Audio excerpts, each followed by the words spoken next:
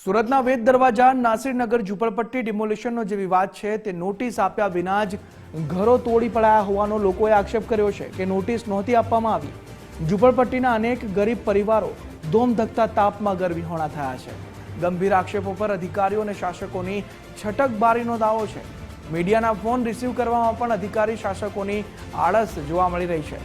Notice આપ્યા વિના જ ડિમોલિશન કરાયું હોવાનો આક્ષેપ કરાયો। ગરીબ અને શ્રમજીવી વર્ગના લોકોને ન્યાય અપાવવા કોંગ્રેસ મેદાને આવ્યું છે। કસૂરવાર સામે કડક કાર્યવાહી થાય તે માટે કોંગ્રેસ હાઈકોર્ટ જશે। શનિવારના રોજ વેડ દરવાજા વિસ્તારમાં આવેલા નાસિરનગર ઝુંપડપટ્ટીના કાચા અને પાકા મકાનોનું પાલિકા દ્વારા ડિમોલિશન કરવામાં આવ્યું હતું, પરંતુ આ ડિમોલિશન પાલિકા દ્વારા કરવામાં ન આવ્યું હોવાનો જવાબ અસરગ્રસ્તો અને કોંગ્રેસ અગ્રણીઓને અધિકારીઓ તરફથી આપવામાં આવ્યો હોવાનો દાવો કરાયો છે। ત્યારે નોટિસ અને જાણ કર્યા વિના જ જે પ્રમાણે ડિમોલિશન કરવામાં આવ્યું હતું, ત્યારે આ ડિમોલિશન કોના ઈશારે અને શા માટે કરવામાં આવ્યું તેનો જવાબ મેળવવા એક જનતાના પ્રતિનિધિ તરીકે ગુજરાત ફર્સ્ટની ટીમે સુરતના સેન્ટ્રલ ઝોનમાં આવેલા અને સેવા બજાવતા એવા કાર્યપાલક એન્જિનિયર જયાંગ આર જીવનાન રામજીવાલાનો સંપર્ક કરવાનો પ્રયત્ન કર્યો। આ તેઓની કેબિન છે અને આ કેબિન પાસે જ ગુજરાત ફર્સ્ટની ટીમ પહોંચી। જો કે તેઓની ગેરહાજરી જણાતા ગુજરાત ફર્સ્ટની ટીમ દ્વારા તેઓનો ટેલિફોનિક સંપર્ક કરવાનો પણ પ્રયત્ન કરવામાં આવ્યો, પરંતુ તેઓ પાસે જાણે કોઈ સમય જ ન હોય તેમ કોલ રિસીવ કરવા માટે પણ તેઓ પાસે સમય સુધા નથી। જોઈ શકાય છે કે 4 જેટલા કોલ ગુજરાત ફર્સ્ટ ટીમ દ્વારા તેઓને કરવામાં આવ્યો, પરંતુ એક પણ કોલનો જવાબ તેઓ તરફથી આપવામાં આવ્યો નથી।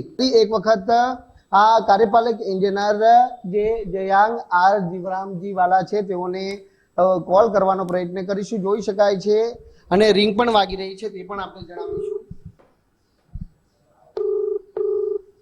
આપે જે વ્યક્તિને કોલ કર્યો છે તો આપે સાંભળ્યું હશે કે આ હતા કાર્યપાલક એન્જિનિયર કે જેમને ફરી એક વખત કોલ કરવી અને સંપર્ક કરવાનો પ્રયત્ન કરવામાં આવ્યો, પરંતુ કોલ ઉપાડવામાં નથી આવ્યો।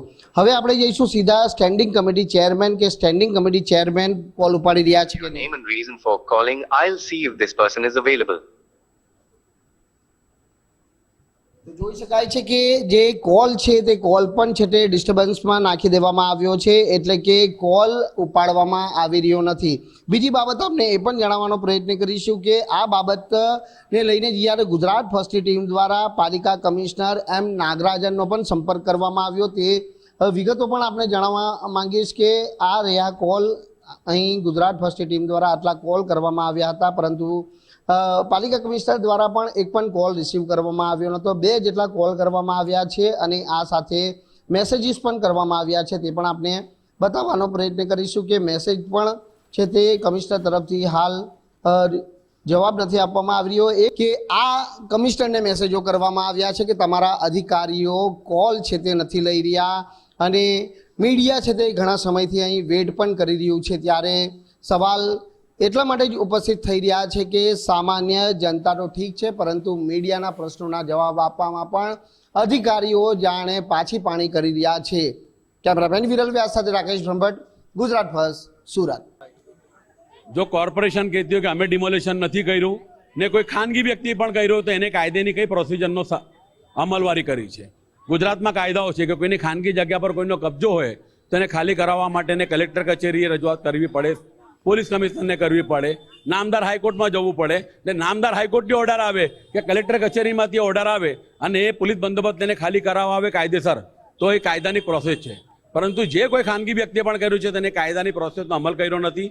દિન દહાડે આ ગરીબોની ઉપર બુલડોઝર ચલાવીને આ भारतीय जनता पार्टी ना धनदानी बिल्डरों सत्ता नो संपूर्णपणे दुरुपयोग करियो छे। हमारे बच्चे नींद में से उठा के इसको डंडा मार, हमारा सामान नहीं निकालने दिए ने खाली करो बोले। आधा सामान निकला, आधा अंदर नीचे दब गया।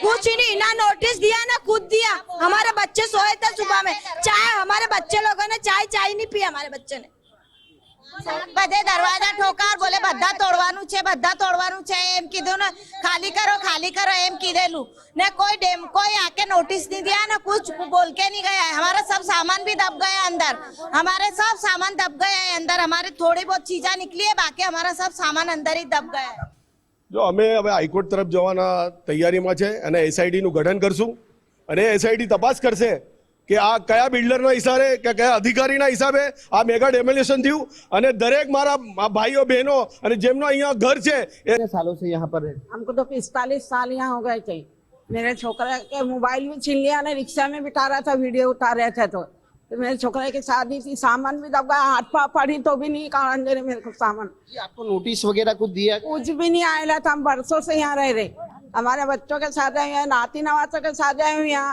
हाथ पा पड़े तो भी सुन रहा हम लोगों को थे भी नहीं ताला मारे था हमारे घर में बराबर और ना ही हमको नोटिस आएगा नोटिस आती तो हम लोग कहीं जाते नहीं घर छोड़ के बराबर अखा घर भरेला था हमारा सामान से लेके अनाज पानी तक भले लोगों के लिए नॉर्मल होगा लेकिन हमारे लिए नॉर्मल नहीं अभी हमारे को अभी ये सब लिए नहीं जाएगा हमारे से और हमको इंसाफ चाहिए अगर इंसाफ नहीं है तो फिर कोई फायदे की तुम्हारी ये सब नेतागिरी नहीं है तोड़े तो त्योहार के दिन ईद के दिन ही तोड़े थे और अभी भी हमारा त्योहार चल रहा था हमने बोले सर अभी हमारा त्योहार है बोले हो तो गया तुम्हारा त्योहार बोले हमने नोटिस दिए मुरली किसको दिए का नोटिस कुछ बोले नहीं लेडीज को अंदर घुसाए सब औरतों को धक्के मार के बाहर निकाले तो नोटिस है तो बताओ ना